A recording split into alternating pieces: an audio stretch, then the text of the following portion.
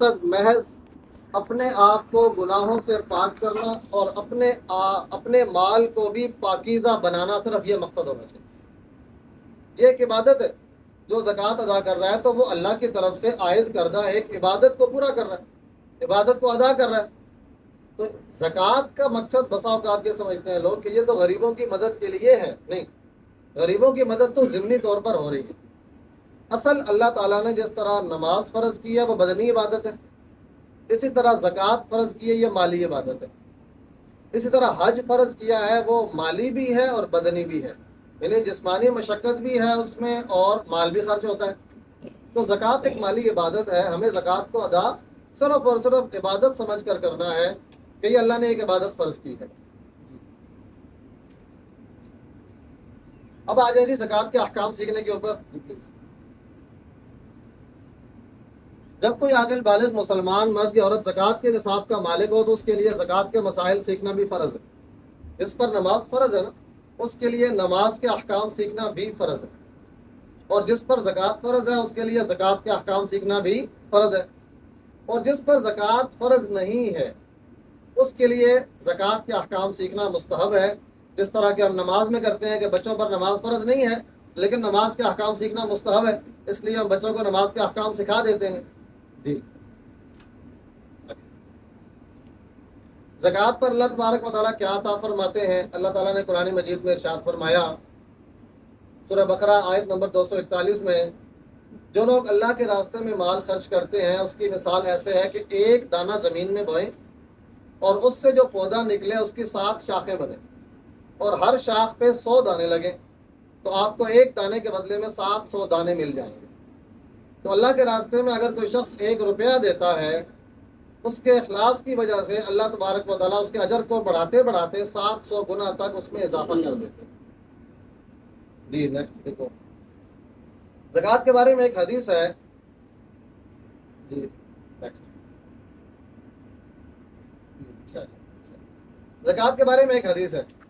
حدیث کے الفاظ ہیں، من ادى زکوٰۃ مالہ فقد ذهب عنہ شرہ، جو اپنے مال کی زکوٰۃ ادا کرتا ہے اللہ تعالیٰ اس کو اپنے مال کے شر سے بچا لیتے ہیں۔ اب مال کا شر کیا ہے؟ ہم سمجھتے ہیں کہ مال تو جتنا بھی آ جائے فائدے کی چیز ہے نا، لیکن حقیقت میں اس حدیث میں بھی بیان کیا گیا اور قرآن پاک میں بھی ایک جگہ پر ارشاد فرمایا کہ انما اموالکم و اولادکم فتنہ، مال اور اولاد آپ کے لیے آزمائش ہے۔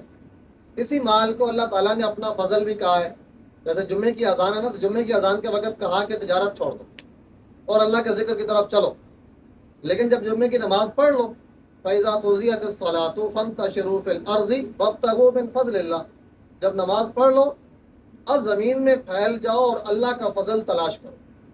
تو اسی مال کو اللہ کا فضل بھی کہا ہے اور اسی مال کو آزمائش بھی کہا ہے۔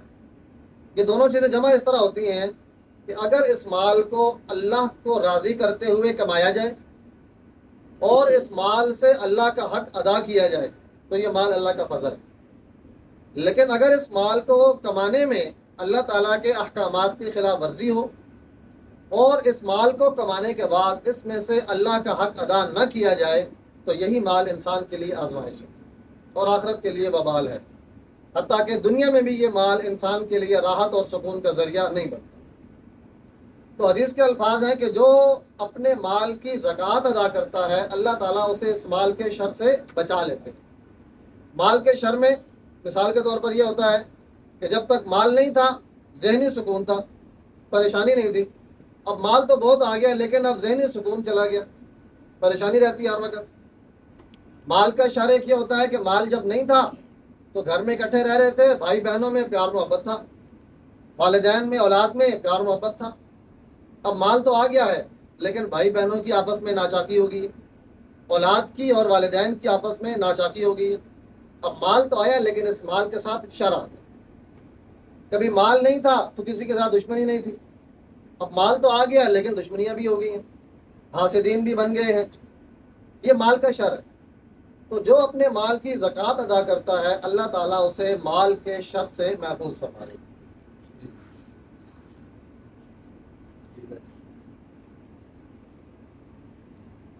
یہ کچھ سوالات ہیں جن کا جواب ہم نے آج کے سیشن میں تلاش کرنا ہے. جی زکوٰۃ کس پر فرض ہے؟ یہ چند شرائط ہے اس کے لیے. نمبر 1 مسلمان ہونا. جو مسلمان نہیں ہے وہ سب سے پہلے اس کے اوپر اللہ کا حکم عائد ہوتا ہے کلمہ پڑھے, اس کے بعد باقی احکام آئیں گے. نمبر 2 بالغ. نمبر 3 عاقل ہونا. اگر کوئی چھوٹا بچہ ہے مائنر, اس کی اونرشپ کو شریعت کنسیڈر کرتی. یہی وجہ ہے کہ مائنر اکاؤنٹ بھی کھلتا ہے نا بھائی, اس کی اونرشپ کو شریعت کنسیڈر کرتی ہے, وہ مالک بن سکتا ہے. لیکن جس طرح اس کے اوپر نماز فرض نہیں ہے, اسی طرح اگر اس کے پاس مال ہے تو اس کے اوپر زکوٰۃ بھی فرض ہے. اب یہاں سوال یہ پیدا ہوتا ہے کہ بعض اوقات والدین اپنے بچوں کا اکاؤنٹ کھلوا کر پیسے وہاں جمع کرنا شروع کر دیتے ہیں کہ ان بچوں کے لیے مستقبل کے لیے ہم بچت کر رہے ہیں. تو جو مال آپ نے اپنے بچے کے اکاؤنٹ میں رکھا ہوا ہے وہ بچے کی اونرشپ ہے, تو اس پر زکوٰۃ فرض نہیں ہے. لیکن جب یہ بچہ بالغ ہوگا, ابھی اس کی تعلیم چل رہی ہوگی نا, ایجوکیشن ابھی چل رہی ہوگی اس کی, لیکن وہ بالغ ہے, جس طرح اس کے اوپر نماز فرض ہے اسی طرح اس کے اوپر زکوٰۃ بھی فرض ہوگی. اب یہ والدین کو علم ہونا چاہیے کہ اس بچے کے اوپر اب زکوٰۃ فرض ہے, لہٰذا اس بچے کو بتایا جائے کہ تمہارے اکاؤنٹ میں اتنے پیسے رکھے ہوئے ہیں, لہٰذا آپ پر اس کی زکوٰۃ بھی فرض ہوگی. اسی طرح بچیوں کے لیے بچپن سے ہی کچھ نہ کچھ والدین جمع کرنا شروع کر دیتے ہیں, یا کچھ ان کو گفٹس مل جاتے ہیں. بچی پیدا ہوئی, رشتہ داروں نے کوئی بالیاں گفٹ کر دی, کسی نے کوئی چوڑیاں گفٹ کر دی. اب یہ سونا مائنر کی اونرشپ میں بھی ہو سکتا ہے, کوئی حرج کی بات نہیں ہے. بعض اوقات ماں یہ کرتی ہے کہ بچیوں کے لیے اپنا سونا علیحدہ کر دیتی ہے کہ یہ میں نے اس بیٹی کو دینا ہے, یہ میں نے اس بیٹی کو دینا ہے, وہ الگ کر دیتی ہے. اب بچی کی اونرشپ تو ہو سکتی ہے اور فی الحال اس کے اوپر زکوٰۃ بھی فرض نہیں ہے, لیکن جب اس کے اوپر نماز فرض ہوگی تو اس کے اوپر زکوٰۃ بھی فرض ہوگی. اب یہ والدین کو چاہیے کہ بچیوں کو بتائیں کہ یہ سونے کی زکوٰۃ بھی ہم نے ادا کرنی ہے. اب اگر ان کا کوئی سورس آف ارننگ نہیں ہے, بچہ ہے مائنر ہے, اس کے اکاؤنٹ میں پیسہ تو ہے لیکن سورس آف ارننگ تو کوئی نہیں ہے اس کا, لہٰذا اسی اکاؤنٹ سے پیسے نکال کر دیے جائیں. یا والدین کو چاہیے کہ بچوں کی مدد کریں, جس طرح ان کو آپ جیب خرچ دیتے ہیں اسی طرح زکوٰۃ کی ادائیگی میں بھی ان کی مدد کریں, جتنی ان کی زکوٰۃ بنتی ہے. والدین اگر اپنے بچوں کی طرف سے ادا کریں گے تو شرعاً یہ زکوٰۃ ادا ہو جائے. لیکن جس طرح ایک شخص جس کے اوپر نماز فرض ہے, اگر وہ اپنی نماز ادا نہیں کرتا, والدین اس حد تک قصوروار ہوں گے کہ انہوں نے اس کو علم نہیں دیا, نماز سکھائی نہیں, لیکن نماز نہ پڑھنے کا گناہ اصل میں اس شخص کو خود کو ہوگا. اسی طرح جو زکوٰۃ نہیں دے رہا تو زکوٰۃ نہ دینے کا گناہ اصلاً اس شخص کو خود کو ہوگا. والدین ذمہ دار نہیں ہیں کہ اس کو اس کی زکوٰۃ ضرور ادا کریں, لیکن والدین اس حد تک ذمہ دار ہیں کہ اس کو یہ نالج دیں, اس کو یہ علم اور شعور دیں کہ اب آپ کے اوپر زکوٰۃ فرض ہے, آپ کو زکوٰۃ ادا کرنی چاہیے. اگر والدین نہ شعور دیں نہ زکوٰۃ ادا کرنے میں اس کی مدد کریں تو والدین بھی گناہ گار ہوں. نمبر 3 عاقل ہونا. اگر کوئی اب نارمل ہے تو اب نارمل کی بھی اونرشپ کو شریعت کنسیڈر کرتی ہے. تو اب نارمل ہے لیکن اس کی ملکیت میں مال ہے, جائیداد ہے, لیکن اس کے اوپر جس طرح نماز فرض نہیں ہے زکوٰۃ بھی فرض نہیں ہوگی. نمبر 4 صاحب نصاب. صاحب نصاب کیا ہے, اس کی تفصیل آگے آ رہی ہے. ٹھیک ہے جی, ابھی تک ہمارا جو مائنر اکاؤنٹ ہے اسلامک میں بھی لانچ نہیں کیا میرے خیال سے, ابھی کیا نہیں ہے. لیکن بہرحال مائنر اکاؤنٹ جو ہے نا اس کی اونرشپ بچے کی ہے اور اس کے والد اس کے کسٹوڈین ہیں. یہی وجہ ہے کہ 18 سال کی عمر میں جا کر وہ پیسہ بچے کو ہی ملے گا, اس کے والد کو کسٹوڈین کو نہیں ملے گا. اور جب اونرشپ بچے کی ہے تو والدین یا کوئی بھی کسٹوڈین اس پیسے کو استعمال بھی نہیں کر سکتے. نابالغ کی اجازت بھی معتبر نہیں ہے. ٹھیک ہے نا جی, نابالغ کی اجازت بھی معتبر نہیں. ہاں یہ الگ بات ہے کہ آپ نے عمر کی حد رکھی ہوئی 18 سال, یہ ایک قانونی اعتبار سے ہے. ادروائز اگر کوئی بالغ بچہ کسی کو اجازت دیتا ہے تو اس کی اجازت سے وہ اس پیسے کو استعمال کر سکتا ہے, لیکن جب تک مائنر ہے تو اس کی اجازت بھی معتبر نہیں ہے, اس پیسے کو آپ استعمال نہیں کر سکتے.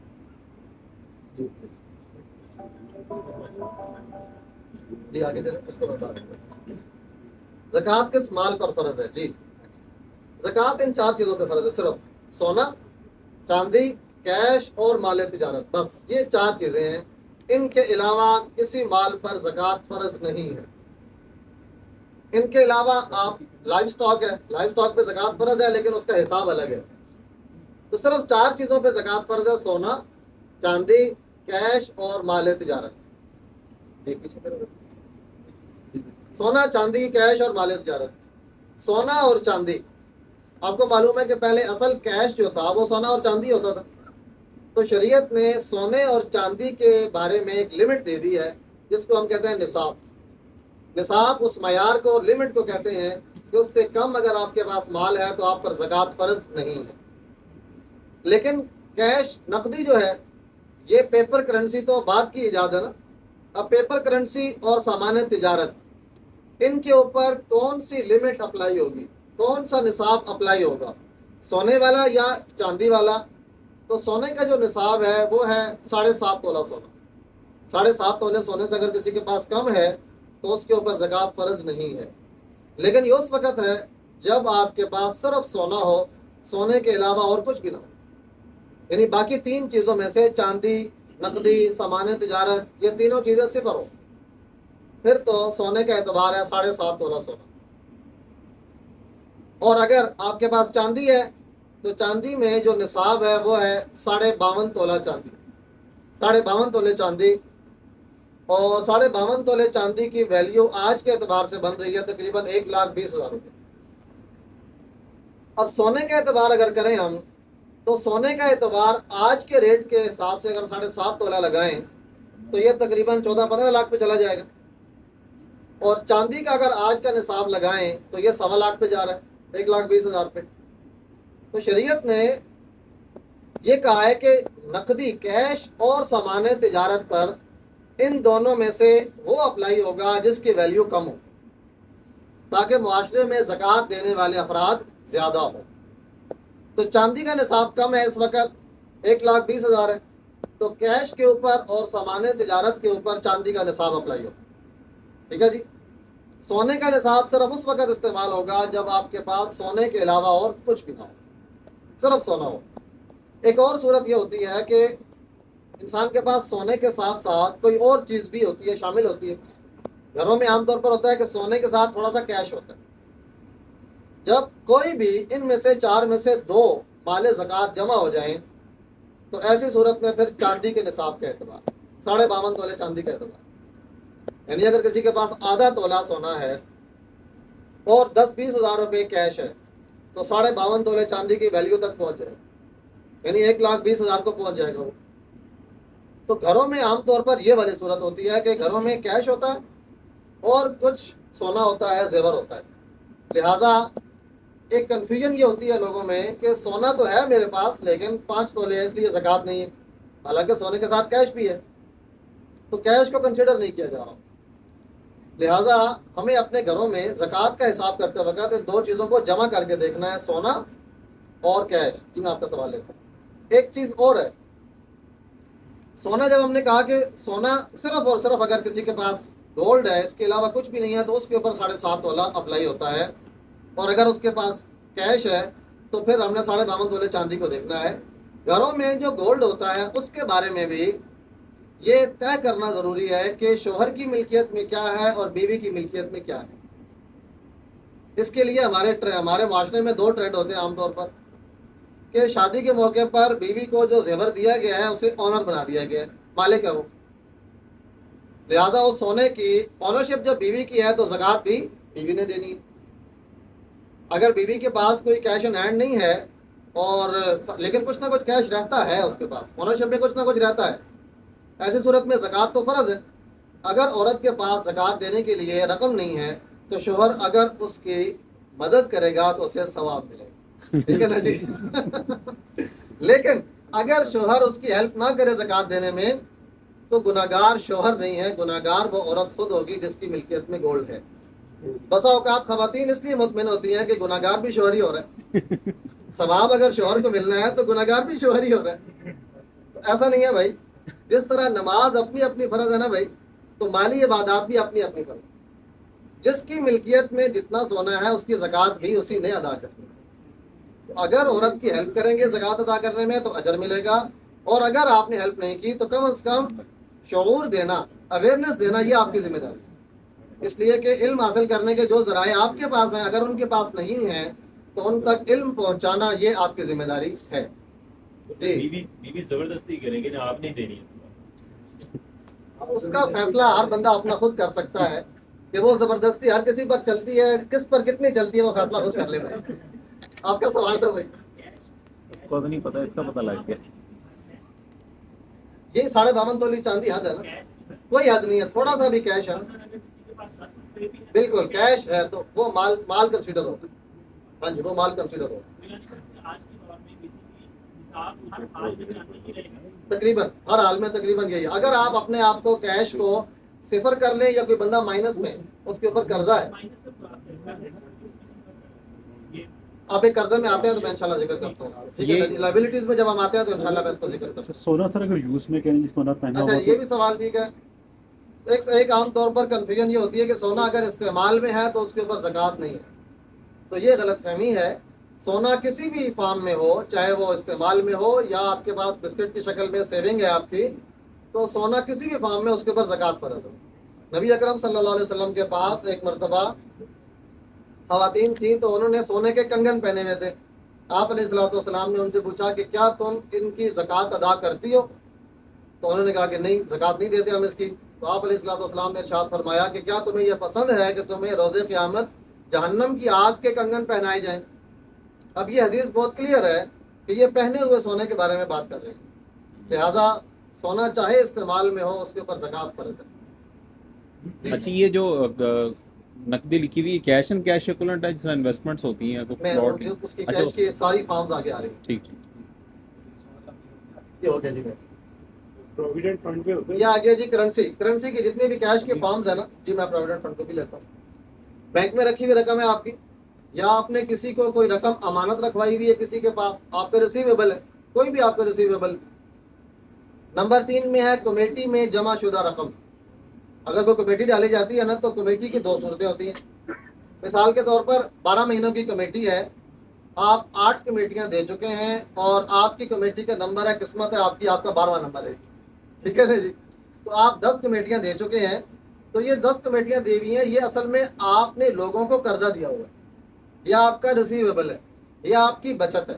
لہٰذا اس پر بھی آپ نے زکوٰۃ ادا کر. اور کمیٹی کی دوسری صورت یہ ہوتی ہے کہ آپ 12 مہینے کی کمیٹی ہے، آپ دوسری کمیٹی لے چکے ہیں اور خرچ کر چکے ہیں. اب آپ کے اوپر یہ جو دوسرے مہینے میں کمیٹی ملی نا آپ کو، اور اگر مثال کے طور پر کمیٹی ہے 20,000 آپ ہر مہینے میں دیتے ہیں، 2,40,000 کی کمیٹی مثال کے طور پر، تو 2 مہینے جو آپ نے کمیٹی دی ہے اس کو آپ مائنس کر دیں، یعنی 40,000 کو آپ چھوڑ دیں، تو لوگوں کا آپ کے اوپر قرضہ 2 لاکھ روپے. لہٰذا آپ جب زکوٰۃ کا حساب کریں گے تو 2 لاکھ آپ کی لائبلٹی ہے، اس کو آپ مائنس کر سکتے ہیں. تو جو قرضے ہیں آپ کے وہ یوں مائنس ہو جائیں گے، وہ لائبلٹی آپ کی وہ مائنس ہو جائے گی. کمیٹی کی نہیں سمجھ آئی. دوسری صورت یہ ہے کہ آپ نے کمیٹی لے لی ہے اور خرچ کر لی ہے. لہٰذا وہ کمیٹی جو آپ نے لی ہے، کچھ پیسے تو آپ کے اپنے ہیں نا، یعنی دوسرے مہینے میں لی ہے تو 2 مہینے تو آپ نے خود بھی دی ہے نا، وہ آپ الگ کر دیں گے، وہ شامل نہیں ہے اس میں. 6 مہینوں کے بعد اگر آئیے تو 6 مہینے کے تو 6 مہینے تو آپ کے اپنے پیسے تھے نا، وہ شامل نہیں ہے اس میں. لائبلٹی آپ کے اوپر وہ ہے جو آپ نے اوروں کے دینے ہیں. تو جو 6 کمیٹیاں رہتی ہیں وہ لائبلٹی آپ کی نا، وہ لوگوں کا آپ کے اوپر قرضہ ہے. جو 6 مہینے آپ کمیٹی دے چکے تھے تو آپ کے اپنے پیسے ہیں نا، لہٰذا یہ تو آپ کے ایسٹ میں ویسے ہی شامل ہو رہے ہیں. یہ تو آپ کے اپنا ایسٹ ہے نا، اگر آپ کے ہاتھ میں موجود ہے تو یہ کیش میں شامل ہو جائے گا. حج یا شادی کے لیے جمع کی گئی رقم، بعض لوگ سمجھتے ہیں کہ جی حج تو بڑا نیک مقصد ہے، اس کے اوپر بھی زکوٰۃ فرض ہے. تو بھائی زکوٰۃ بھی نیک کام ہی ہے نا بھائی، تو اس لیے زکوٰۃ بھی اس کے اوپر فرض ہے. انشورنس پالیسی، انشورنس اور تکافل پریمیم میں فرق ہے. انشورنس چونکہ شرعاً جائز نہیں ہے، لہٰذا اگر آپ نے انشورنس پالیسی لی ہوئی ہے کوئی، تو جتنا آپ نے اب تک پریمیم پے کیا ہے یہ رقم لینا آپ کے لیے جائز ہے. صرف یہ رقم آپ کے لیے جائز ہے، شریعہ کمپلائنٹ ہے. اس سے جو ایکسیس ہوگا وہ آپ کے لیے نان کمپلائنٹ ہے. لہٰذا جو پریمیم آپ نے پے کیا ہے وہ آپ کا ریسیویبل ہے، اس کے اوپر آپ نے زکوٰۃ دی. اس کے مقابلے میں تکافل ہے. اگر آپ نے کوئی فیملی تکافل لیا ہوا ہے تو تکافل میں آپ کو جو رقم اپنے پریمیم سے زائد ملے گی وہ بھی لینا جائز ہے، وہ آپ کے انویسٹمنٹ اکاؤنٹ میں ہے.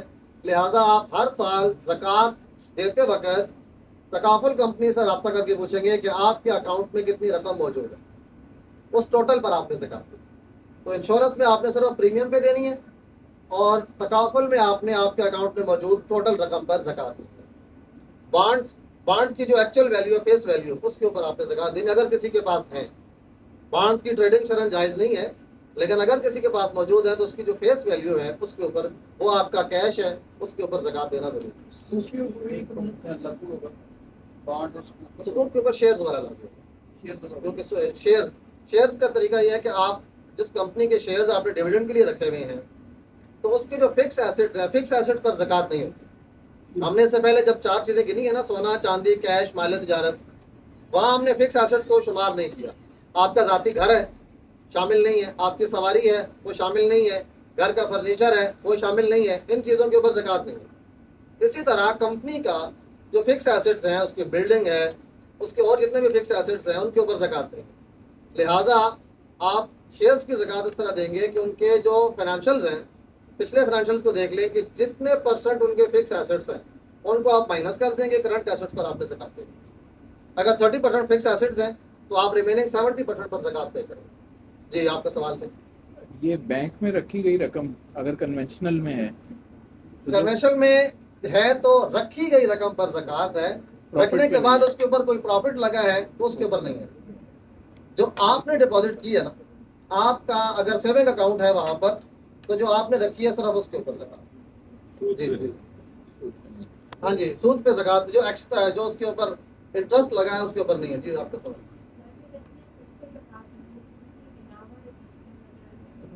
صحیح ہے، ٹھیک ہے۔ ایک ٹرم استعمال ہوتی ہے کمرشل پرپس، ایک لفظ استعمال ہوتا ہے، ٹرم ہے کمرشل پرپس۔ شریعہ اس کو الگ نگاہ سے دیکھتی ہے۔ اگر کسی کے 2 گھر ہوں، ایک گھر میں وہ رہتے ہیں اور ایک گھر کرائے پر دیا ہوا ہے، تو جو گھر کرائے پر دیا ہوا ہے وہ کمرشل پرپس تو ہے نا، لیکن شریعہ اس کو کنسیڈر نہیں کرتی۔ شریعہ نے یہ کہا ہے کہ جو آپ نے ایسٹ کی اونرشپ لینے کے لیے جو ایسٹ لیا ہے نا، اس ایسٹ پر زکوٰۃ نہیں ہے۔ اس ایسٹ سے جو آپ کی ارننگ ہے وہ آپ کے کیش میں شامل ہو جائے گا۔ اگر سال کے آخر میں کچھ بچا ہوا ہوگا تو اس کے اوپر زکوٰۃ ہے، بچا ہوا نہیں ہے تو زکوٰۃ نہیں۔ لہٰذا آپ کے پاس اگر گاڑی ہے، آپ اس کو اس پہ چلا رہے ہیں، آپ نے رینٹ کار میں دی ہوئی ہے، آپ کو اس کا رینٹ آ رہا ہے، تو گاڑی پر نہیں ہے، لیکن جو آپ کو کرایہ آ رہا ہے اس کے اوپر زکوٰۃ ہے۔ لیکن اگر آپ کا شو روم ہے، آپ گاڑیاں بیچتے ہیں، لیتے ہیں، خریدتے ہیں، بیچتے ہیں، تو یہ آپ کا ٹریڈنگ گوڈز میں آئے گا۔ سامان تجارت پڑا ہے نا ہم نے، چوتھی چیز تھی مال تجارت، تو ایسی صورت میں یہ گاڑیاں مال تجارت ہیں، لہٰذا ان گاڑیوں کی مارکیٹ ویلیو پر زکوٰۃ ہے۔ اور اگر آپ کا پراپرٹی کا کام ہے، آپ گھر خریدتے ہیں، آگے بیچتے ہیں، گھر خریدتے وقت آپ کی نیت ہے کہ میں نے اس کو آگے بیچنا ہے، تو ایسی صورت میں اس گھر کی مارکیٹ ویلیو پر زکوٰۃ ہے۔ اور اگر آپ نے ایسٹ کی اونرشپ لینی ہے اور اس سے کمانا ہے، تو ایسی صورت میں اس ایسٹ پہ زکوٰۃ نہیں ہوگی، جو آپ کی ارننگ ہوگی وہ آپ کی کیش میں شامل ہوگی۔ ٹھیک ہے جی بھائی، جی قابل وصول جو آپ کے ریسیویبل ہیں ان میں آپ کے لونز آ جاتے ہیں، آپ کے سامان ٹھیک ہے، آگے چلیں۔ کون سا؟ اچھا جی، گھر کے حوالے سے تو اس کو میں مزید کلیئر کرتا ہوں۔ سامان تجارت کسے کہتے ہیں، تعریف کو سمجھیں۔ سامان تجارت وہ ہے جس کو خریدتے وقت آگے بیچنے کی نیت ہو، اور 1 سال کے بعد جب زکوٰۃ کی تاریخ آئے اس وقت تک وہ آگے بیچنے کی نیت برقرار ہو، اس کو ہم کہتے ہیں سامان تجارت۔ اگر آپ نے گھر لیا ہے اس نیت سے کہ اس کو میں نے آگے بیچ دینا، اس کو میں تھوڑا بہت رینوویٹ کر کے آگے بیچوں گا، لہٰذا اس گھر کی مارکیٹ ویلیو پر زکوٰۃ دینا فرض ہو۔ لیکن اگر آپ نے ایک گھر مزید لیا ہے اس نیت سے کہ اس کو میں کرائے پہ دوں گا اور اس سے کماؤں گا، تو یہ چونکہ آپ نے ایسٹ اونرشپ لینے کے لیے ایسٹ بنایا اپنا، لہٰذا اس ایسٹ کی مارکیٹ ویلیو پر زکوٰۃ نہیں ہے، بلکہ اس ایسٹ سے جو آپ کو ارننگ ہوگی کرائے کی صورت میں، وہ اگر بچا ہوا ہوگا سال کے آخر میں تو زکوٰۃ فرض ہے، ورنہ زکوٰۃ فرض نہیں ہے۔ ہم اپنے معاشرے کے اعتبار سے دیکھیں تو کمرشل پرپس تو دونوں کے لیے استعمال ہوگا نا۔ جہاں آپ رینٹ آؤٹ کر رہے ہیں اس کو بھی کمرشل پرپس کہہ رہے ہیں، جہاں آپ اس کو آگے سیل کر رہے ہیں کمرشل پرپس اس کے لیے بھی استعمال ہو رہا ہے۔ لیکن شریعت نے دونوں میں فرق کیا۔ جہاں آپ کی کلیئر کٹ آگے بیچنے کی نیت ہو چاہے وہ گھر ہو یا وہ پلاٹ ہو، اس کی مارکیٹ ویلیو پر زکوٰۃ کریں۔ لیکن جہاں آپ نے ایسٹ اون کرنے کے لیے لیا ہے کہ اس کو میں اونرشپ لوں گا اور پھر دیکھوں گا کیا کرنا ہے اس کا، بچوں کو دے دیں گے، بنا لیں گے، یا ضرورت پڑی تو بیچ دیں گے، ابھی نیت کوئی آگے بیچنے کی کلیئر نیت نہیں، ایسی صورت میں اس کی مارکیٹ ویلیو پر زکوٰۃ دیں۔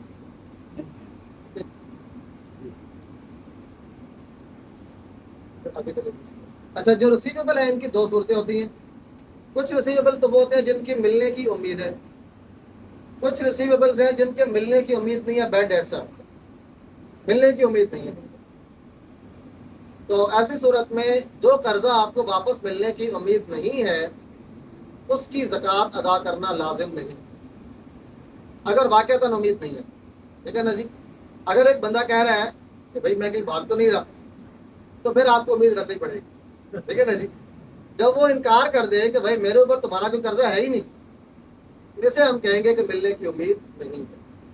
ورنہ عام طور پر جب کوئی بندہ یہ کہہ دے کہ بھائی میں ادھر ہی ہوں، کہیں جا تو نہیں رہا، کہیں بھاگ تو نہیں رہا، تو اس صورت میں اس کو ہم کہیں گے کہ امید رکھنی پڑے گی۔ امید تو ویسے اس کیس میں بھی نہیں ہوتی، جی امید تو اس کیس میں بھی نہیں ہوتی جو کہتے ہیں کہ میں جا تو نہیں رہا۔ ہاں جی، لیکن بہرحال شریعت نے اعتبار کیا ہے کہ اس کی طرف سے یا تو انکار پایا جائے، یا کچھ اماؤنٹ ایسی ہوتی ہے کہ وہ ڈسپیوٹڈ اماؤنٹ، تو جو ڈسپیوٹڈ ہے نا، اب پتہ نہیں آپ کے حق میں فیصلہ ہوتا ہے یا اس کے حق میں فیصلہ ہوتا ہے اس کے ملنے کے لیے، تو جہاں وہ اقرار کر رہا ہے، وہ انکار نہیں کر رہا، تو وہاں امید کنسیڈر کر رہے ہیں۔ میں دینے والے کو بھی نہیں دوں گا، دینے تو ہے لیکن آپ سے میں نے لیے لیکن دوں نہیں پڑتا، تو یہ کلیئر ہے نا، یہ انکار ہے، یہ یہ انکار ہے، آپ کو ملنے کی امید نہیں ہے، تو آپ اس کی زکوٰۃ نہیں دیں۔ اب دیکھیں یہاں یہ جی پلیز معاف کر دیں۔ دیکھیں حل تو یہی ہے، لیکن جس نے قرضہ دیا ہوا ہوتا ہے نا، اس کے لیے وہ معاف کرنا اس کے لیے تھوڑا مشکل ہو رہا ہوتا ہے۔ جب واپس نہیں کر رہا تو وہ کہتا ہے چلو آخرت میں تو لے لوں اس سے کچھ نہیں، دنیا میں نہیں مل رہا تو آخرت میں تو نکلوا لوں اس سے، تو بہرحال معاف کر دے تو یہ حل تو ہے، اس حساب سے نکل جائے گا نا، اس پریشانی سے نکل جائے گا۔ لیکن بہرحال اگر ایک دفعہ کسی کو معاف کرے گا تو زندگی میں دوبارہ کسی کو قرضہ دے گا نہیں، ٹھیک ہے نا جی۔ جی کوئی سوال تھا یہاں پہ؟ اچھا جی، یہ جو بات ہے نا کہ اگر آپ کو ملنے کی امید ہے تو آپ نے زکوٰۃ دینی ہے، تو اب اگر ایک بندہ 10 سال نہ دے، آپ تو اس کی زکوٰۃ دے رہے ہیں نا، اسی لیے اس شخص کو ظالم کہا گیا۔ شریعت نے اس کو ظالم کہا ہے کہ جو قرضہ واپس کر سکتا ہے اس کے باوجود واپس نہیں کر رہا، تو یہ ظالم ہے، اس لیے کہ جس کا ریسیویبل ہے وہ اس کی زکوٰۃ دے رہا ہے اور پیسے سے فائدہ بھی نہیں اٹھا پا رہا اور زکوٰۃ بھی دے رہا ہے، تو یہ ظلم ہے نا۔ اس لیے شریعت نے اس کو ظالم کہا ہے، اور دنیا میں اگر حساب برابر نہیں ہوگا تو آخرت میں ہو جائے گا۔ دنیا میں بہرحال وہ رہے گا، اگر کیش نہیں کرے گا تو رہے گا تو صحیح، نہ کتنی تو میں نے زکوٰۃ دی اور پیسے سے فائدہ نہیں اٹھایا۔ سر اس میں ایک اگر تو جو میں نے قرض کیا ہوا ہے زکوٰۃ دیتا ہے وہ میرے پرنسپل سے بھی اوپر نکل جاتا ہے، کوئی حد ہے؟ بس پھر تو ختم ہو گیا نا، نہیں پھر نہیں پرنسپل سے اوپر نکل جائے تو زکوٰۃ تو آپ دیتے ہی رہیں گے کیونکہ آپ کا ریسیویبل کھڑا ہوا ہے۔ تو وہ جو آپ نے مثال دی ہے کہ اس کو معاف کر دے، وہ اس لیے بہتر ہے کہ آپ ان مسائل سے آپ بچ جائیں کہ جب آپ نے اس کو اپنی اونرشپ سے نکال ہی دیا نا، تو اب آپ کو ہر سال اس کی زکوٰۃ دینے کی بھی ضرورت ہے۔ تو جب اونرشپ نے آپ نے ایک دفعہ نکال دیا، اگر وہ بعد میں واپس کرنے آ جائے تو اب کیا کریں گے بھائی؟ اب کیا کریں گے؟ اب اگر ہو کہ نہیں پیسہ تو میرا ہی آ گیا تو بہت اچھا، تو یہ ٹھیک نہیں ہوگا۔ ایک دفعہ جب معاف کر دیا تو اس کو انکار کر دیں کہ میں نے تمہیں معاف کر دیا۔ اب جی اس کو یہ کہہ دیں کہ آپ نے معاف کر دیا، آپ نے اس سے نہیں لینا، اس کے باوجود وہ زبردستی کہے کہ نہیں میں نے دینا ہی دینا ہے، تو یہ اس کی طرف سے ہدیہ کنسیڈر ہوگا، یہ اس کی طرف سے ایک نیا ہدیہ، یعنی اس کے اگینسٹ نہیں آتے، اب اس کی طرف سے ہدیہ کنسیڈر ہوگا۔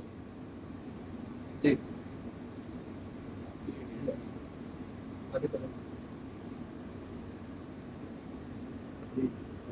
تو آپ کے جو لائبلٹیز ہیں،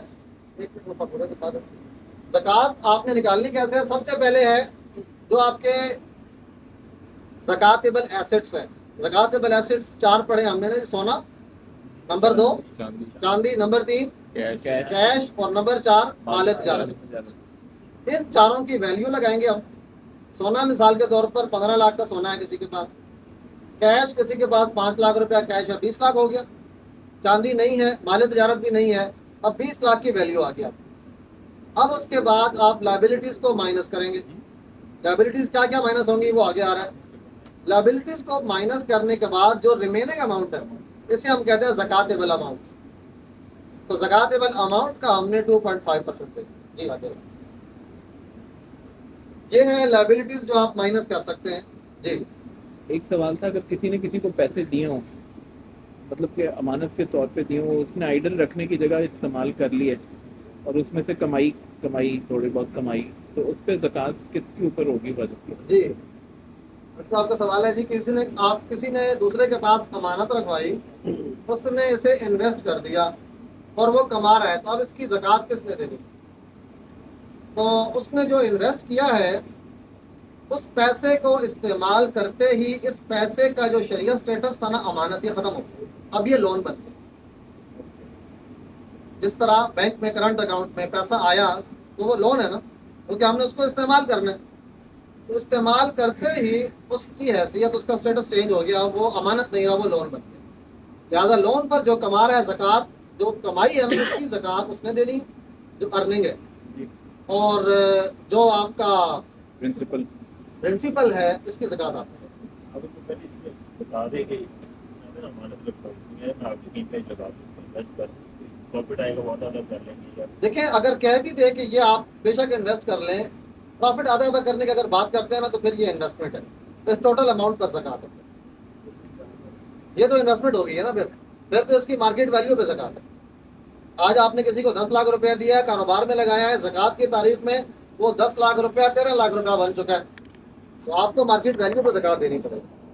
ठीक है ना जी। जो पहली सिचुएशन थी, किसी ने दिया पैसा, तो प्रिंसिपल पे भी जिसको दिया है वही लगाएगा जिसने इन्वेस्ट किया है, प्रिंसिपल पे भी देखिए, ज़कात वही देगा। प्रिंसिपल की ज़कात जिसने दिया है ना पैसा उसी ने देनी है, क्योंकि ये उसका रिसीवेबल है। जिसने उस पैसे को इन्वेस्ट किया है वो जब अपने बिजनेस की कैलकुलेशन करेगा ना, ज़कात कैलकुलेशन, तो इस पैसे को तो वो अपने पेएबल में डालेगा। प्रिंसिपल है ना, ये तो उसका पेएबल है ना, तो वो पेएबल निकाल के उसको पेएबल कंसीडर करके उसको माइनस कर देगा। अब उसमें जो प्रॉफिट है या लॉस, प्रॉफिट उसका है, तो प्रॉफिट पे ज़कात तो प्रॉफिट पे ज़कात उसी ने देनी है, क्योंकि वो माल है उसका। प्रिंसिपल को वो अपना पेएबल कंसीडर करेगा, माइनस कर देगा। अच्छा जी, इसके अलावा यहाँ पर हमने कुछ चीज़ें डाली हैं। ऐसे यूटिलिटी बिल्स जो ड्यू हो चुके हैं आपकी ज़कात की डेट में, उनको भी हम माइनस कर सकते हैं। जो आपकी बिजली का बिल है, कोई और बिल है, बाज़ औक़ात लोग समझते हैं कि इस महीने की ग्रॉसरी अभी नहीं ली, उसको ही माइनस कर लेते हैं अंदाजे से, तो ये दुरुस्त नहीं है भाई। वो बिल जो वाक़तन ड्यू हो चुका है उसको आप माइनस कर सकते हैं, ये आपका पेएबल है। जी बात में हिसाब करने लगी जी। जब याद आए, फिर मैं पहले ग्रोसरी लाता हूँ, आगे हिसाब। ज़कात देखिए, शरीयत ने आपको इजाज़त दी है, अगर आप ज़कात की तारीख से एक दिन पहले भी कुछ पैसे खर्च कर लें तो शरीयत ने आपको इख्तियार दिया है कि उसके ऊपर ज़कात नहीं, उसके ऊपर ज़कात नहीं है। आगे मिसाल से भी उसको हम वाज़ेह करेंगे। शरीयत ने इख्तियार दिया, लेकिन नीयत ज़कात से बचने की नहीं होती। शरीयत के दिए हुए इख्तियार को इस्तेमाल कर लें, कोई हर्ज की बात नहीं। जी जैसे भी खासतौर पे बैंक की बात करें तो बहुत सी फैसिलिटी स्टाफ फाइनेंसिंग के रिस्पेक्ट चल रही है। अगर एक फैसिलिटी, एक इन्फॉर्मेशन फैसिलिटी रख दी और उसका वो कर्ज जो है वो कितना हो जाएगा, वो जो पेएबल अमाउंट है उसमें अगर आप कहते हैं मिसाल के तौर पर हाउस फाइनेंसिंग की बात करते हैं तो वो बहुत बात बढ़ जाएगी कि उसके जो फिक्स एसेट्स बनाए उसको तो माइनस नहीं करेंगे। जो उससे अगर उसने घर बनाया है, किसी भी उसमें लगाया है, तो उसको माइनस नहीं करेंगे, लेकिन इसको हम बज़ाहिर वो कंसीडर नहीं करेंगे, बज़ाहिर ये लोन ही बनेगा। ये टोटल लोन है उसका, और जब टोटल लोन हो ना तो फिर सिर्फ और सिर्फ 1 साल की किस्तें माइनस करना अलाउ होगा उसको। प्रिंसिपल 1 साल की किस्तें, क्योंकि ये किस्तों में है ना। तो अगर किसी के ऊपर बड़ा कर्जा है तो 1 साल की किस्तें माइनस करना उसको अलाउ किया जाता है, जो किस्तों में है। यानी वो 1 साल की जो किस्तें बनेगी वो अपने उसे पेएबल से निकाल देंगे। हाँ जी, उसको पेएबल कंसीडर करें, उसको पेएबल कंसीडर करें। लेकिन वो प्रिंसिपल पोर्शन करेगा सिर्फ, सॉरी, प्रिंसिपल पोर्शन करेगा सिर्फ। जिस तरह आप जो किस्त होती है उसमें एक प्रॉफिट पोर्शन भी होता है और प्रिंसिपल अमाउंट भी होती है। कन्वेंशनल लोन में प्रिंसिपल पोर्शन और उसमें अलग कर ही नहीं सकते। वो जो टोटल है ना, जो उसने पे, हाँ जी, प्रिंसिपल पोर्शन, आप इंटरेस्ट को शामिल नहीं कर रहे। हाँ, हाँ, बिल्कुल ठीक है, ये बात ठीक है। अच्छा, यही जो आपने इंटरेस्ट देना है ना, उसको हम शामिल ही नहीं कर रहे, प्रिंसिपल पोर्शन की बात हो रही है। ठीक ठीक। अच्छा, यही चीज इस्लामिक में आ जाए। यही चीज़ इस्लामिक में आ जाए तो इस्लामिक में आपने एसेट लिया है, एसेट के मालिक बने आप। एसेट को जो आपने परचेज करना है वो आपने अंडरटेकिंग दी हुई है परचेज करने की, आपके ऊपर डेट नहीं बना तो माइनस नहीं हो रहा। आप एसेट का रेंट पे कर रहे हैं, अगर तो रेंट ड्यू हो चुका है तो वो माइनस होगा, अदरवाइज अगले आने वाले रेंट भी माइनस नहीं होते, तो माइनस कुछ नहीं होगा। यानी उसमें इवन एक साल वाला भी एक साल वाला सिलसिला भी नहीं है। और यही रूल अप्लाई होगा अदर फाइनेंसिंग पे। दीगर तमाम फाइनेंसिंग पे यही रूल अप्लाई होता है।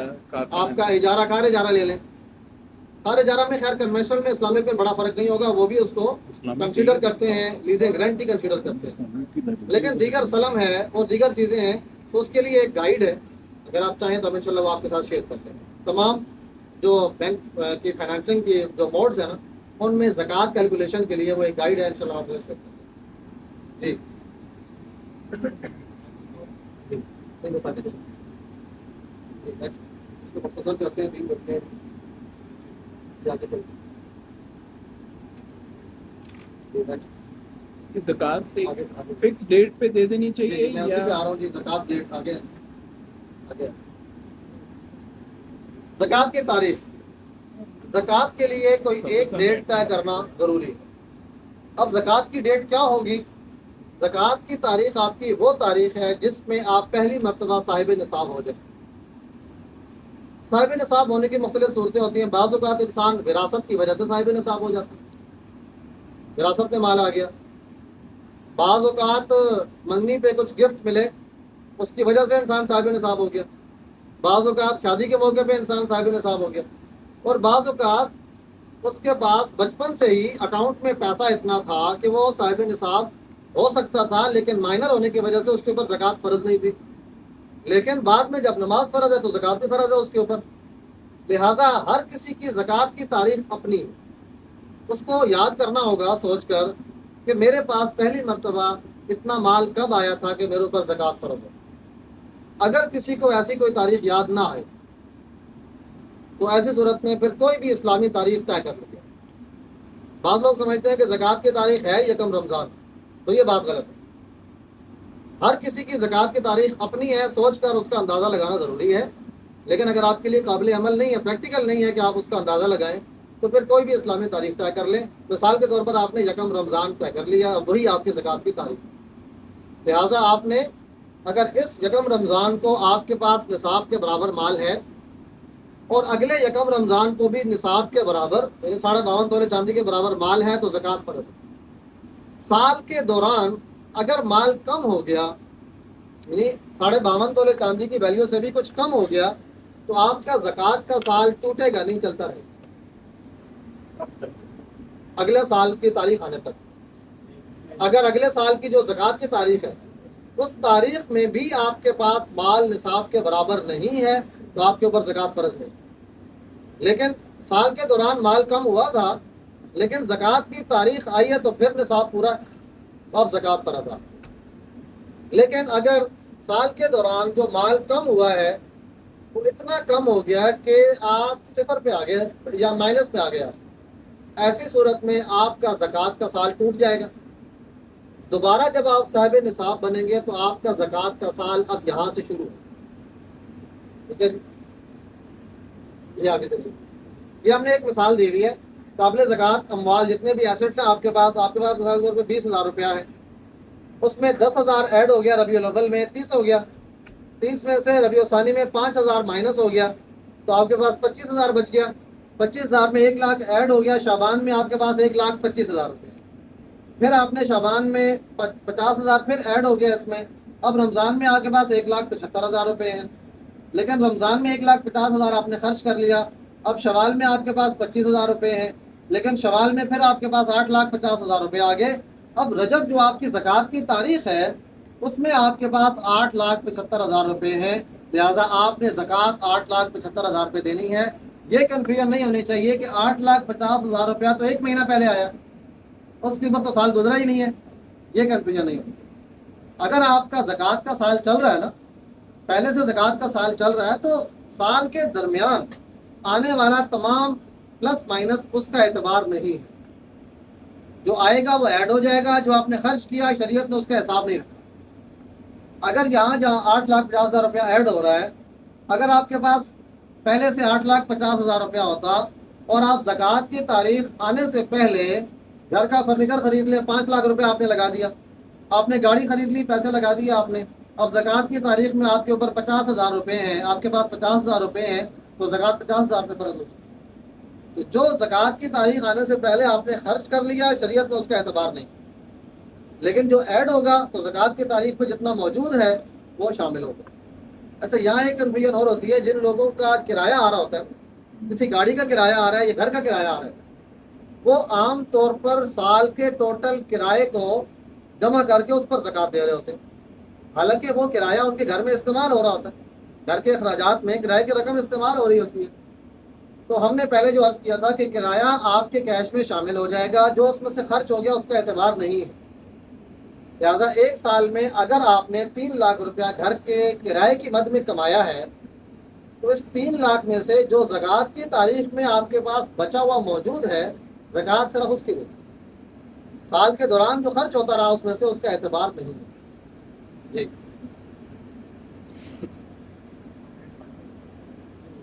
پروویڈنٹ فنڈ کا سوال آیا تھا. جی پروویڈنٹ فنڈ پہ آپ کا اپنا اس میں شیئر ہے یا ادارے کا کنٹریبیوشن ہے، آپ پر اس کی زکوٰۃ فرض نہیں ہے. جو امپلائی ہے اس کے اوپر اپنے پروویڈنٹ فنڈ کی زکوٰۃ فرض نہیں ہے، اپنے گریجویٹی کی بھی زکوٰۃ فرض نہیں. جو شریعت نے آنرشپ کی ریکوائرمنٹس رکھی ہیں وہ آنرشپ کی ریکوائرمنٹس یہاں پر پوری نہیں ہوتی. اگرچہ انسٹیٹیوشنس کی بکس میں اس کو پیبل کنسیڈر کیا جا رہا ہوتا ہے، گریجویٹی کو، پروویڈنٹ فنڈ کو، لیکن ان کا پیبل کنسیڈر کرنا شریعت اس کو الگ نگاہ سے دیکھتی ہے. شرعاً پروویڈنٹ فنڈ پہ اور گریجویٹی کی رقم پر زکوٰۃ فرض نہیں ہے. جی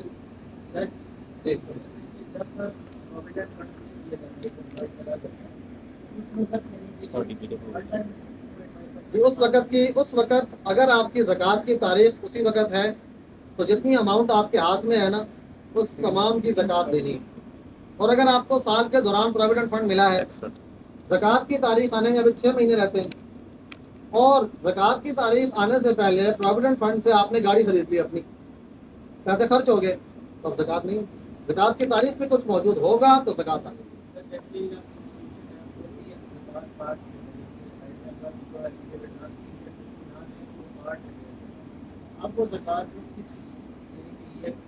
پروویڈنٹ فنڈ کی کاٹ کے دیتے ہیں.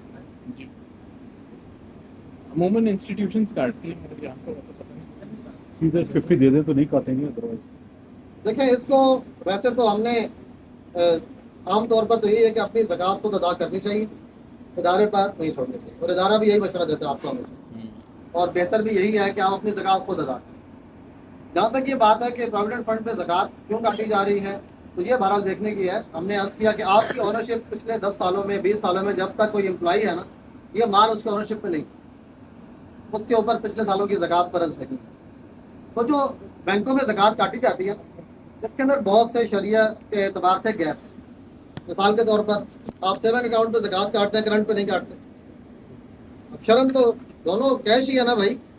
اس طرح کے گیپس ہیں، اس لیے یہ والا بھی ایک ہماری معلومات میں اضافہ ہو گیا کہ یہ بھی ایک ہے کہ پچھلے سالوں کی زکوٰۃ جو ہے وہ امپلائی کے اوپر تو ہے ہی نہیں.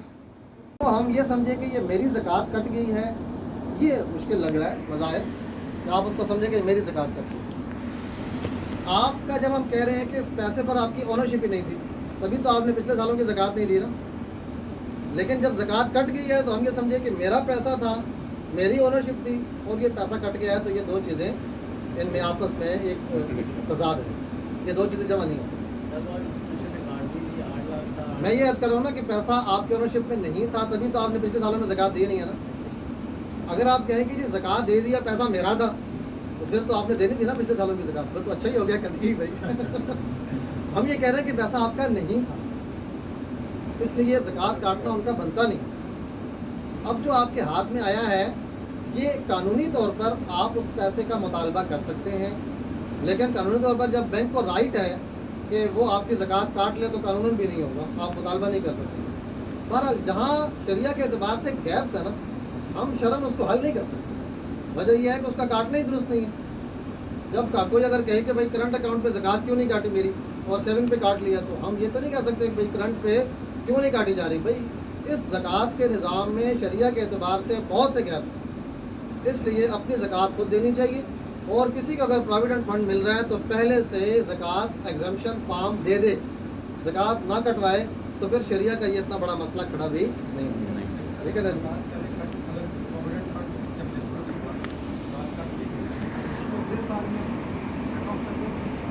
دیکھیں مجھے اس میں شبہ لگ رہا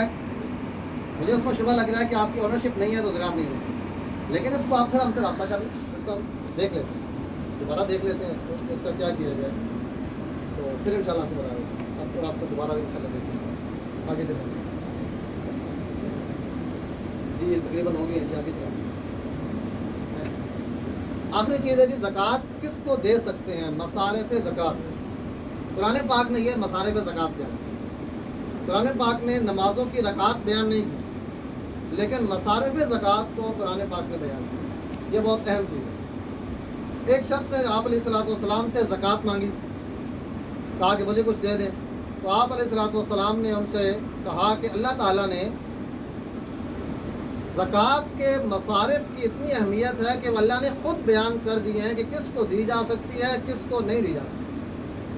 لہٰذا اگر تم ان مصارف میں سے کسی میں آتے ہو تو میں تمہیں زکوٰۃ دے دوں گا, اگر نہیں آتے تو میں تمہیں زکوٰۃ نہیں دے سکتا. تو اللہ تعالیٰ نے خود طے فرما دیے ہیں. یہ مصارف ہیں فقراء, مساکین, رقاب. جی آگے آ جائیں, اس کی تفصیل اس میں آ جائے. زکوٰۃ جس کو آپ نہیں دے سکتے اسے ہم کہتے ہیں وہ شخص خود صاحب نصاب ہو تو اس کو آپ زکوٰۃ نہیں دے سکتے, اس کے اوپر زکوٰۃ فرض ہے نا. لیکن زکوٰۃ دیتے وقت تو ہم نے 4 چیزوں کے اعتبار کیے. زکوٰۃ 4 چیزوں پر فرض ہے: سونا, چاندی, کیش اور مال تجارت. لیکن زکوٰۃ ریسیو کرنا, زکوٰۃ وصول کرنا, اس میں 5 چیزوں کو ملا کر دیکھیں گے. وہ 5ویں چیز ہے ضرورت سے زائد سامان. اگر اسے بھی ایڈ کر دیں اور کوئی شخص صاحب نصاب بن جائے تو پھر وہ زکوٰۃ نہیں دے سکتا. ضرورت سے زائد سامان, تو یعنی اگر اس کے پاس سونا نہیں ہے, 0 ہو گیا. کیش اس کے پاس 80,000 روپیہ ہے, لیکن اس کے پاس ضرورت سے زائد سامان بھی ہے. مثال کے طور پر بنجر زمین ہے جس کی 5 لاکھ ویلیو ہے, اب یہ ضرورت سے زائد سامان ہے. اس نے گھر میں کبوتر پالے ہوئے ہیں جن کی 1 لاکھ روپیہ ویلیو ہے, یہ ضرورت سے زائد چیز ہے. ایسی ضرورت سے زائد چیزیں اگر کسی کے پاس ہیں تو شریعہ نے یہ کہا ہے کہ آپ ضرورت سے زائد چیز کو بیچ کر پہلے اپنی ضرورت کو پورا کریں, اس کے بعد کسی کے سامنے ہاتھ دیں. جی جی, یہ بات ٹھیک ہے. یہ اسیس کرنا بہت مشکل ہے کہ کسی کی مالی حیثیت کیا ہے. لہٰذا اگر اسیس کرنا ہو تو اس کے لیے بھی ہمارے پاس ایک فارم بنا ہوا ہے, اس فارم کے ذریعے سے آپ اس کو اسیس کر سکتے ہیں. لیکن اس فارم کو فل کرنے میں اس کو پتہ چل جائے گا کہ آپ اس کو زکوٰۃ دے رہے ہیں. لہٰذا اگر کسی کے پاس یہ انفارمیشن ہے کہ اس کے پاس سونا بالکل نہیں, تو کیش کے بارے میں تو اندازہ ہو ہی جاتا ہے کہ اس کے پاس گھر میں کوئی سیونگ ہے کہ نہیں. اسی لیے زکوٰۃ ایسی جگہوں پر نہیں دینی چاہیے جہاں آپ اس شخص کو جانتے نہ ہوں, اور وہ شخص مانگ کر زکوٰۃ دے رہا ہے تو اسے زکوٰۃ نہیں دینی. اگر آپ جانتے نہیں ہیں تو ہو سکتا ہے کہ اس شخص کے پاس, اچھا ایک مثال لے لیں, جب نصاب تھا 70-80 ہزار روپے پہ, تو ادھر فردوس مارکیٹ میں ایک فقیر جن کے وقت میں اس کو ہارٹ اٹیک ہوا, گرا اور سڑک پہ ہی مر گیا, اس کی جیب سے 95,000 روپیہ نکلا. اب زکوٰۃ کا نصاب کیا ہے؟ 70-80 ہزار روپیہ, اور اس کی جیب میں اس وقت 95,000 روپیہ موجود تھا. اب جو بندہ اس کو زکوٰۃ دے رہا ہے اس کی زکوٰۃ ادا نہیں ہوئی, اس لیے کہ زکوٰۃ دینے والے نے اپنی ذمہ داری پوری نہیں کی, تحقیق نہیں کی, اور اس کے پاس نصاب کے بقدر مال تھا. تو اس لیے ایک اصول تو یہ ہے کہ جو مانگ کے زکوٰۃ لے رہا ہے نا, وہاں تحقیق ضرور کریں, بلا تحقیق اس کو نہ دیں. اس لیے کہ آج اگر زکوٰۃ کا نصاب ہے 1,20,000 روپیہ, ایک بندہ مانگ کے زکوٰۃ لے رہا ہے نا, اس کو مثال کے طور پر 30 آدمی 10-10 हज़ार रुपये ज़कात दे चुके, तो 1,30,000 का मालिक बन गया ना। अब 13 बंदों ने उसको माल साहिब निसाब बना दिया है, 14वां बंदा जब उसको ज़कात देगा, ज़कात अदा नहीं होगी। इसलिए तहकीक लाजिम है कि किसके पास निसाब के बकदर माल है या नहीं। अगर आपके जानने वाला है तो उसकी माशी हालत के बारे में कुछ ना कुछ आपको इल्म होगा। या फिर ये है कि आप ऐसे इदारों को ज़कात दें, वो अस्पताल भी हो सकता है, वो मदरसा भी हो सकता है, कोई भी ऐसा रिफाही इदारा जिसके पास ज़कात मैनेजमेंट सिस्टम मौजूद है, आप उसको ज़कात दे दें तो ये आसान है, आपकी ज़िम्मेदारी ख़त्म हो जाएगी। वहाँ जो उलमा इकराम उस निज़ाम को देख रहे हैं, चला रहे हैं, फिर उनकी ज़िम्मेदारी आ जाती है कि उन्होंने इसको किस तरह मसारिफ पर खर्च किया। लेकिन इदारों में भी, अस्पतालों में या और दूसरे रिफाही इदारों में अगर आप ज़कात देते हैं तो उनसे कुछ सवाल करना ज़रूरी है। यही बात हमने उठाई हुई है ना। उनसे पूछें कि आपका ज़कात कलेक्शन और ज़कात डिस्बर्समेंट का निज़ाम वो शरिया कंप्लाइंट है या नहीं, इसको उलमा इकराम की निगरानी में बनाया गया है या इसकी मॉनिटरिंग कोई उलमा इकराम कर रहे हैं, तब आप उनको ज़कात दें। अगर किसी जगह पर ऐसा नहीं है तो ऐसी जगह पर ज़कात नहीं देनी चाहिए। मेरे ख्याल से टाइम काफ़ी हो गया है, और कोई सवाल अगर किसी का है तो हम अपने ऑफिस में आपके लिए हाज़िर हैं, आप आ जाएं।